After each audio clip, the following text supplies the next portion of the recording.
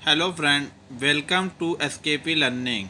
तो फ्रेंड, आज हम लोग उत्तर प्रदेश लोक सेवा आयोग की आगामी प्रवक्ता परीक्षा जो जीआईसी को होने वाली है, उसमें मैं सॉल्व पेपर 2017 कर आपके सामने प्रस्तुत होऊंगा। तो वीडियो अच्छा लगे तो वीडियो को लाइक करके चैनल को सब्सक्राइब कर दीजिए। चलिए वीडियो शुरू करते हैं। तो फ्रेंड, पहला क्वेश्चन आ रहा है कि स्वतंत्रता के पूर्व के दिनों में प्रारंभ में किसने संविधान निर्माती सभा का विचार प्रस्तुत किया? ऑप्शन ए है एम राय है, ऑप्शन बी आर अम्बेडकर है, ऑप्शन सी एनी बेसेंट है और ऑप्शन डी जो है जवाहरलाल नेहरू है। तो फ्रेंड, यहाँ जो ऑप्शन हो जाएगा राय हो जाएगा। राय जो हैं स्वतंत्रता के पूर्व यानी 1947 के पूर्व यानी सबसे पहले इन्होंने संविधान निर्माती सभा का विचार प्रस्तुत किया। व्याख्या देख लेते हैं। भारत के संविधान सभा के गठन का विचार वर्ष 1934 में, डेट याद करिएगा, 1934 में पहली बार राय ने प्रस्तुत किया। क्या प्रस्तुत किया? संविधान निर्माती सभा का। भारत में राय जो थे वामपंथी आंदोलन के प्रखर नेता थे। 1938 में भारतीय राष्ट्रीय कांग्रेस की ओर से पंडित जवाहरलाल नेहरू ने घोषणा की कि स्वतंत्र भारत के संविधान का जो निर्माण होगा वो वयस्क मताधिकार यानी एडल्ट फ्रेंचाइजी के आधार पर चुनी गई संविधान सभा द्वारा किया जाएगा। इसमें कोई बाहरी हस्तक्षेप नहीं किया जाएगा।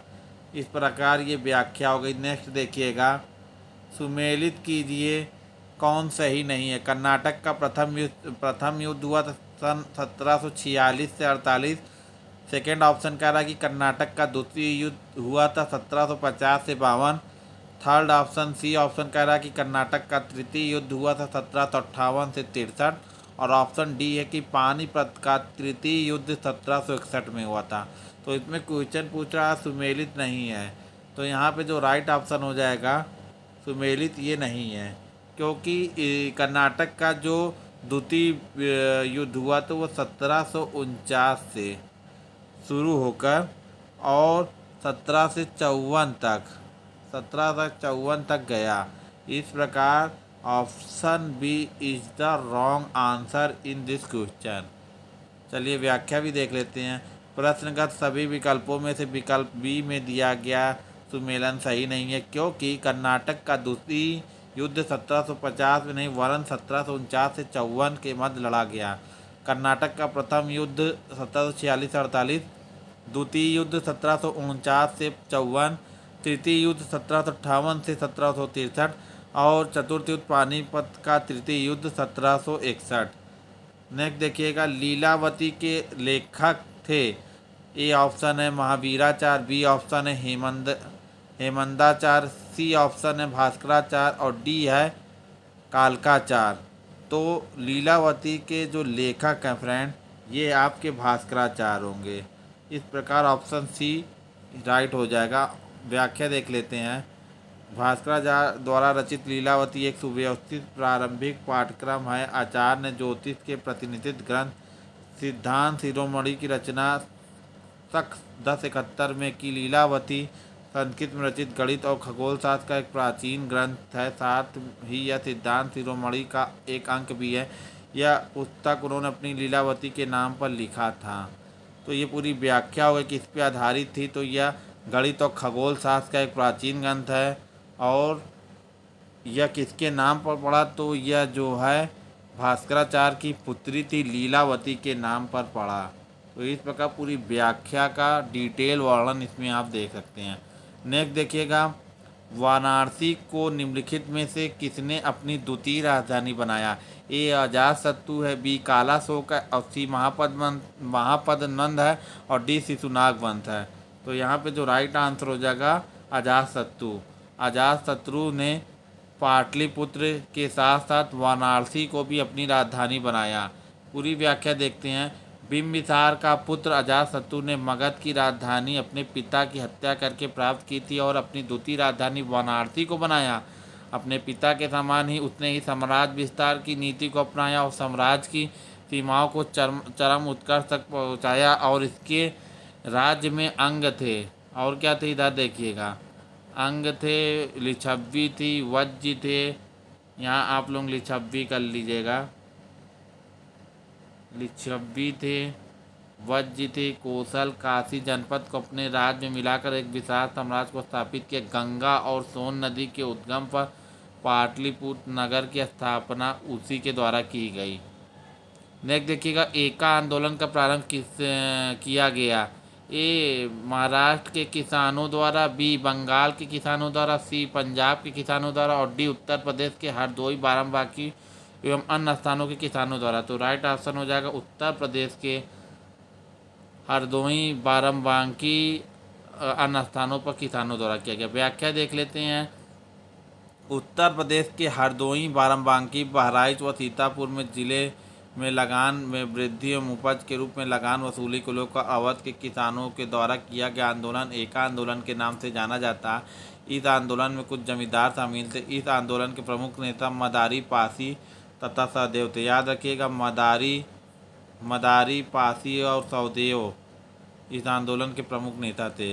एका आंदोलन के मदारी, पासी और सहदेव। नेक्स्ट देखिएगा, भारत के राज्यों में प्रस्तावित आणविक शक्ति केंद्रों से संबंधित निम्नलिखित युग्मों में से कौन सही सुमेलित नहीं है। ए जैतपुर महाराष्ट्र, बी मीठी भिंडी गुजरात, सी हरिपुर हरियाणा और डी कोड्डा आंध्र प्रदेश।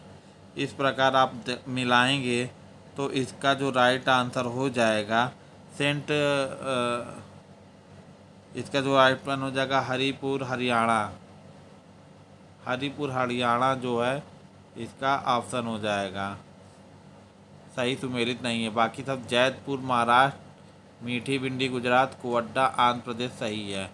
व्याख्या भी देख लिया जाता है। हरिपुर हरियाणा में नहीं, पश्चिम बंगाल के मेदिनीपुर जिले में स्थित परमाणु ऊर्जा संयंत्र है। यह रूस के सहयोग से स्थापित होने वाले परमाणु संयंत्र है। नेक्स्ट देखिएगा, निम्नलिखित में से कौन सा द्वीप अपने लवण पटल संसाधनों के लिए जाना जाता है। ए आइल ऑफ मैन, बी है सेंट मार्टिन द्वीप, सी है नॉरफॉक द्वीप और डी है परासल द्वीप। इस प्रकार जो इसका राइट आंसर हो जाएगा सेंट मार्टिन द्वीप। व्याख्या देखते हैं। सेंट मार्टिन द्वीप उत्तर पूर्वी कैरेबियाई सागर में स्थित है। इस द्वीप को याद रखिएगा 1493 में क्रिस्टोफर कोलंबस ने खोजा था। द्वीप का दक्षिणी हिस्सा अपने तटीय लैगून और लवण पटल संसाधनों के लिए प्रसिद्ध है। नेक्स्ट देखिएगा, निम्नलिखित में से कौन सी नदी भ्रंश घाटी से होकर प्रभावित होती है। ऐसी नदी जो भ्रंश घाटी होकर बनाई जाती है, कुछ इस तरह होती है, एस्चुरी कहते हैं। तो इसका जो राइट ऑप्शन फ्रेंड हो जाएगा, यह मध्य प्रदेश में बहती है ताप्ती नदी भ्रंश घाटी से होकर प्रभावित होने वाली पश्चिम भारत की नदी है। यह मध्य प्रदेश राज्य के बैतूल जिले के मुल्ताई से निकलकर सतपुड़ा पर्वत प्रक्षेपों के मध्य से पश्चिम की ओर बहती हुई महाराष्ट्र के खानदेश के पठार एवं सूरत के मैदान को पार करती है, अरब सागर में गिरती है। यह भारत की उन नदियों में सम्मिलित है जो पूरब से पश्चिम की ओर, यानी पूरब से किधर है आपका, पूरब ये एमपी है बीच में, और ये कहाँ प्रभावित हो रही है, ये जा रही है अरब सागर में। महाराष्ट्र के खानदेश से निकलकर अरब सागर में गिरती है। नेक्स्ट देखिएगा, मौलिक अधिकारों की अवधारणा ली गई है, यानी fundamental right adopted by. Option A कह रहा है यूएसए के संविधान से, ऑप्शन बी कह रहा है कनाडा के संविधान से, ऑप्शन सी कह रहा है ब्रिटेन के संविधान या कॉन्स्टिट्यूशन से, ऑप्शन डी कह रहा है रूस के संविधान से। तो फ्रेंड यहाँ व्याख्या के लिए हम यूएस के संविधान से ये अवधारणा ली गई, यानी fundamental right adopted by USA. And अगर ब्रिटेन की बात कर ली जाए तो यहाँ पार्लियामेंट्री सिस्टम अडॉप्ट हम लोग कर रहे हैं, संसदीय शासनीय व्यवस्था। रूस के संविधान से हम लोग मौलिक कर्तव्य को लिए हैं, और कनाडा के संविधान से कनकरेंट लिस्ट यानी अवशिष्ट शक्तियाँ जो होती है वो केंद्र के पास होती हैं। इस प्रकार जो राइट ऑप्शन हो जाएगा ऑप्शन ए, यूएस के संविधान से हम लोग मौलिक अधिकार लिए गए, अडॉप्टेड बाय यूएसए। मौलिक अधिकार को इंग्लिश में फंडामेंटल राइट कहते हैं और इसकी संख्या कितनी है? 6 है। पहले कितनी थी? 7। वर्तमान में क्या है? 6। एक क्या निकल गया है? संपत्ति का जो मौलिक अधिकार था अब उसको 44वें संविधान संशोधन द्वारा क्या कर दिया गया है? हटा के वो क्या हो दिया है? कानूनी अधिकार हो गया। नेक्स्ट देखिएगा, भारत का राष्ट्रपति चुना जाता है। ऑप्शन ए कह रहा है लोकसभा द्वारा, ऑप्शन बी कह रहा है राज्यसभा द्वारा, ऑप्शन सी कह रहा है संसद सदस्यों द्वारा और ऑप्शन डी कह रहा है संसद व राज्य विधानसभाओं के सदस्यों द्वारा। तो इसका जो राइट आंसर हो जाएगा संसद व राज्य विधानसभाओं के सदस्य द्वारा। और यहाँ बातें की जाती है कि अनुच्छेद 55 में इनका जिक्र किया गया निर्वाचन की रीति कि इसमें संसद के यानी भारत के संसद के 2 पार्ट हैं, एक है लोकसभा, एक है राज्यसभा। तो इन दोनों के जितने भी निर्वाचित यानी इलेक्टेड मेंबर हैं वो होंगे और राज्य की जो विधान सभाएँ हैं उनके जो हैं निर्वाचित सदस्य इसके चुनाव में भाग लेंगे। कुल मिला के जो निर्वाचित सदस्य हैं लोकसभा, राज्यसभा और राज्य की Vidhan Sabha MP MLA are elected by the people यानी लोगों के द्वारा निर्वाचित पर्सन ही राष्ट्रपति के चुनाव में मत कर सकते हैं। व्याख्या देख लेते हैं। संविधान के भाग 5 के अनुच्छेद 52 से 78 तक संघ की कार्यपालिका शक्ति का वर्णन है। संघ की पालिका यानी एग्जीक्यूटिव कैसे बनती है? तो उसमें राष्ट्रपति होते हैं, उपराष्ट्रपति और प्रधानमंत्री होते हैं। राष्ट्रपति भारत का राज्य का प्रमुख होता है और राष्ट्रपति का निर्वाचन जनता प्रत्यक्ष रूप से नहीं करती बल्कि एक इलेक्टर कॉलेज यानी निर्वाचक मंडल के सदस्य द्वारा इसका निर्वाचन किया जाए जिसमें लोग शामिल होते हैं। संसद के दोनों सदनों के निर्वाचित सदस्य, राज्य विधानसभाओं के निर्वाचित सदस्य तथा केंद्र शासित प्रदेश और दिल्ली व पुडुचेरी है विधानसभाओं के निर्वाचित सदस्य। नेक्स्ट देखिएगा, निम्नलिखित में से कौन सा अनुच्छेद राज्य सरकार को ग्राम पंचायतों के गठन के लिए निर्देशित करता है? अनुच्छेद 32, बी अनुच्छेद 40, अनुच्छेद 48, अनुच्छेद 51। तो ग्राम पंचायत का निर्देशित करने का अधिकार अनुच्छेद 40 में कहा गया है। संविधान के भाग 4 में राज्य के नीति निर्देशक तत्व के अंतर्गत अनुच्छेद 40 में राज्य सरकार को ग्राम पंचायत के गठन के लिए निर्देश किया गया और बलवंत राय मेहता की सिफारिश के बाद 73वें संविधान संशोधन अधिनियम 1992 जोड़ा गया और भारत में संविधान में एक नया खंड 9 जोड़ा गया जिसे पंचायतें के नाम लिखित है। इसे संवैधानिक दर्जा प्रदान करता है। नेक्स्ट देखिएगा, निम्नलिखित में से कौन विषम जनसंख्या मानव समुदाय के महत्वपूर्ण आंकड़ों के अध्ययन करता है? यानी जहाँ जनसंख्या मानव समुदाय का आंकड़ा अध्ययन किया जाता है वो जननांकी कहा जाता है यानी डेमोग्राफी में जनसंख्या मानव समुदाय के आंकड़े को हम लोग बात करते हैं। जनसंख्या मानव समुदाय के महत्वपूर्ण आंकड़ों के अध्ययन को जनांकी कहा जाता है जिसको अंग्रेजी में डेमोग्राफी कहते हैं। इस शब्द का सर्वप्रथम प्रयोग फ्रांसीसी लेखक ओसिले गुलार्ड ने 1855 में किया। नेक्स्ट देखिएगा, करंट अफेयर से संबंधित 31 अक्टूबर 2017 को विश्व बैंक द्वारा प्रकाशित कारोबार सुगमता रिपोर्ट में भारत को किस स्थान पर है? ऑप्शन ए 130, ऑप्शन बी है 120, ऑप्शन सी है 110 तो ऑप्शन डी है 100। तो कारोबारी सुगमता यानी बिजनेस के हिसाब से ये भारत क्या है? 100वें स्थान पर है। कारोबार सुगमता रिपोर्ट 2020 को विश्व बैंक द्वारा जारी कारोबार सुगमता में भारत ने लंबी छलांग लगाई थी। 73वें स्थान पर पहुंच गया। 31 अक्टूबर 2017 को भारत कारोबार सुगमता में 100वें स्थान पर था। वर्तमान में अगर बात कर ली जाए तो वर्तमान में ये 100वें स्थान पर पहुंच गया है। नेक्स्ट देखिएगा, निम्नलिखित में से किसे 15वें वित्त आयोग का अध्यक्ष नामित किया गया? NK सिंह। 27 नवंबर 2017 को 15वें वित्त आयोग के अध्यक्ष के रूप में योजना आयोग के पूर्व सदस्य NK सिंह को नियुक्त किया गया। केंद्र सरकार के पूर्व सचिव शक्तिकांत दास और जॉर्जटाउन विश्वविद्यालय के प्रोफेसर डॉक्टर अनूप सिंह आयोग के अन्य सदस्य होंगे। नए वित्त आयोग की सिफारिश 1 अप्रैल 2020 से शुरू होकर 5 वर्ष की अवधि के लिए होगी।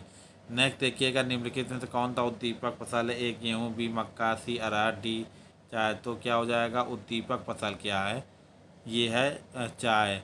चाय एक उद्दीपक फसल, उद्दीपक फसल के अंतर्गत तंबाकू आएगा, चाय आएगा, तंबाकू आएगा, चाय आएगा, काफ़ी, अफीम आदि आएगा। गेहूँ क्या है, रबी की फसल है। मक्का क्या है, जायद की फसल है। अरहर की एक दलहनी फसल है। नेक्स्ट देखिएगा, भारतीय कृषि अनुसंधान का बकरियों पर शोध संस्थान कहाँ पे, भरतपुर, मकुदम, मथुरा, बीकानेर, अलीगढ़। तो राइट ऑप्शन हो जाएगा मखदूम, मथुरा में। भारतीय कृषि अनुसंधान का बकरियों पर का शोध संस्थान केंद्रीय संस्थान उत्तर प्रदेश के मथुरा जिले के मखदूम गांव में स्थित है। केंद्रीय भेड़ एवं ऊन अनुसंधान अधिकार नगर राजस्थान में तथा केंद्रीय भैंस अनुसंधान हिसार हरियाणा में। हाल ही में मथुरा में हाथियों के लिए एक जलीय अस्पताल खोला गया है। इम्पॉर्टेंट, इन हाल में मछली हाथियों के लिए एक अस्पताल कहाँ खोला गया, जली। किसान आंदोलन मनाया जाता है 23 अक्टूबर, 23 नवंबर, 23 दिसंबर, 23 सितंबर। तो 23 दिसंबर चौधरी चरण सिंह के बर्थडे के रूप में हम लोग सेलिब्रेट करते हैं। किसान दिवस भारत के पूर्व प्रधानमंत्री और किसानों के मसीहा चौधरी चरण सिंह की जयंती 23 दिसंबर को मनाया जाता है। 28 जुलाई 1969 से 14 जनवरी 1980 तक उन्होंने देश के प्रधानमंत्री के रूप में सेवा दी। इस छोटे से कार्यकाल में उन्होंने गाँव किसानों को प्राथमिकता दी। नेक्स्ट देखिएगा, भारत वर्ष में प्रथम कृषि विज्ञान केंद्र की स्थापना हुई 1970, 1972, 1974, 76। तो राइट ऑप्शन हो जाएगा फ्रेंड, यहाँ पे थोड़ा धुंधला है, 1974 में। हम पढ़ दे रहे हैं, भारतीय कृषि अनुसंधान परिषद ने कृषि के सुधार के लिए भारतवर्ष में प्रथम कृषि केंद्र स्थापना केंद्र पायलट आधार तमिलनाडु कृषि विश्वविद्यालय कोयम्बटूर के प्रशासनिक नियंत्रण के अधीन पुडुचेरी में खोला। तो इस प्रकार निम्नलिखित में से कौन सी महिला भारतीय महिला भारतीय हॉकी टीम की कप्तान बनी जब टीम ने नवंबर 2017 में एशिया कप जीता? तो सविता रानी रामपाल। 7 नवंबर, नेक्स्ट देखिएगा फ्रेंड, 7 नवंबर 2017 को सफल उड़ान परीक्षण किए गए निर्भय प्रक्षेपा तेज के बारे में निम्नलिखित में से कौन सा कथन सही है?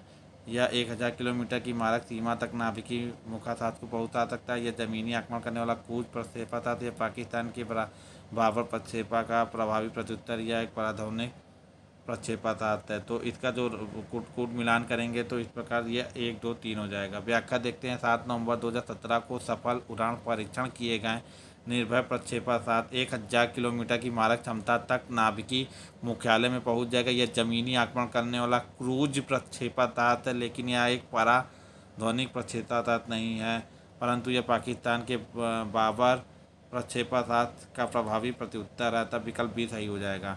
नेक्स्ट देखिएगा, हाल ही में समाचार पत्रों में चर्चित ओखी क्या है? चक्रवाती तूफान जो नवंबर 2017 में भारत के तट पर टकराया। एक फिल्म जिसे नवंबर 2017 में गोवा में आयोजित अंतर्राष्ट्रीय फिल्म। तो इस प्रकार क्या हो जाएगा, चक्रवाती तूफान जो नवंबर 2017 में भारत के तट पर आया। नेक्स्ट देखिएगा, उत्तर प्रदेश में कुल शहरी स्थानीय निकायों की संख्या जिनके लिए उत्तर प्रदेश नवंबर 2017 में चुनाव संपन्न हुआ, कितना होता? 652। उत्तर प्रदेश में नवंबर 2017 में संपन्न निकाय चुनाव में उत्तर प्रदेश के कुल शहरी निकायों की संख्या कितनी है? 652 शहरी निकायों की संख्या। शहरी निकायों की संख्या 199 सीट नगर पालिका, 438 सीट नगर पंचायत, 17 नगर निगम हैं और 1995 वार्ड के लिए मतदान संपन्न हुआ। नेक्स्ट देखिएगा, भारत के प्रथम अंतरिक्ष उपग्रह आर्यभट्ट को डिजाइन करने वाले वैज्ञानिक जिनका हाल ही में निधन हो गया, क्या है? Professor U.R. Rao, professor Yashpal, professor C.N. Rao, doctor S. Kiran Kumar. तो इसका professor U.R. Rao right answer हो जाएगा। भारत के प्रथम अंतरिक्ष उपग्रह आर्यभट्ट को डिजाइन करने वाले वैज्ञानिक प्रोफेसर U.R. राव थे, जिनका हाल में निधन हो गया। 1976 में पद्म विभूषण और 2017 में पद्म विभूषण से सम्मानित प्रोफेसर राव का 24 जुलाई 2017 को देहांत हो गया। इनके द्वारा डिजाइन किए गए उपग्रह आर्यभट्ट को इंडियन स्पेस रिसर्च ऑर्गेनाइजेशन ने क्या किया है? सोवियत रूस की मदद से अंतरिक्ष प्रक्षेपित किया। नेक्स्ट देखिएगा, भारत सरकार द्वारा प्रारंभ किया गया मिशन इंद्रधनुष कार्यक्रम संबंधित है। बच्चों की शिक्षा से, बच्चों के टीकाकरण से, सामाजिक उत्थान से, इनमें से कोई नहीं। तो राइट आंसर हो जाएगा बच्चों के टीकाकरण से। नेक्स्ट देखिएगा,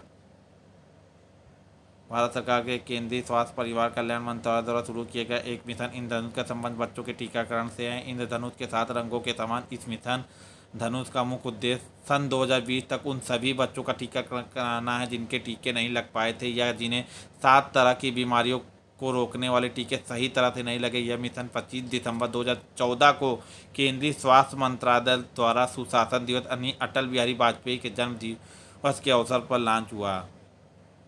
नेक्स्ट देखिएगा, समान फोकस दूरी वाले कांच के दो लेंस जिनमें एक उत्तल दूसरा अवतल लेंस एक दूसरे से सटा कर रखे गए हैं तो इस युग्म का व्यवहार होगा। जैसे एक तरफ उत्तल लेंस रख दिया गया, एक तरफ अवतल लेंस रख दिया है, तो इनको बीच की रेखाएं कैसे काटेंगी, तो कुछ इस ऐसी तरह काटेंगी। तो देखिए इसका क्या हो जाएगा, तो ऑप्शन ए अभिसारी लेंस की भांति हो जाएगा। निम्नलिखित में से कौन सा युग्म सही सुमेलित नहीं है। सैक्रिन कार्बोहाइड्रेट है, एडेनिल हार्मोन है, सी थायमिन विटामिन है, डी कैरोटीन प्रोटीन है। तो इसका जो सही सुमेलित नहीं है फ्रेंड, सैक्रिन है। सैक्रिन एक कार्बनिक यौगिक है, ना कि कार्बोहाइड्रेट है। नेक्स्ट देखिएगा, 13 क्रमागत विषम संख्याओं का औसत क्या है, इनमें से सबसे बड़ी विषम संख्या क्या होगी। तो 13 क्रमागत संख्याओं का औसत इस तरह हल करेंगे तो इस तरह जो राइट ऑप्शन हो जाएगा फ्रेंड 67 हो जाएगा। क्या हो जाएगा 67। नेक्स्ट देखिएगा फ्रेंड, 1.8 मीटर लंबी एक ऊर्ध्वाधर छड़ जमीन पर 45 सेंटीमीटर की परछाई निरूपित करती है। उस समय 6 मीटर ऊंचे एक स्तंभ की परछाई की लंबाई होगी। हल करेंगे तो 1.5 मीटर आ जाएगा। नेक्स्ट देखिएगा, एक समबाहु त्रिभुज की प्रत्येक भुजा 8 सेंटीमीटर, इसका क्षेत्रफल बराबर होगा। सॉल्व करेंगे तो यहाँ पे ऑप्शन बता दे रहे हैं 16 होगा। नेक्स्ट देखिएगा, और लास्ट क्वेश्चन, जब संख्या n को 6 से विभाजित किया जाता है तो क्षेत्रफल 4 प्राप्त होता है। 3n को 6 से विभाजित करने पर क्षेत्रफल प्राप्त होगा। राइट ऑप्शन हो जाएगा 0। तो वीडियो अच्छा लगे तो वीडियो को लाइक करके चैनल को सब्सक्राइब कर दीजिए। पूरा वीडियो सुनने के लिए बहुत बहुत धन्यवाद।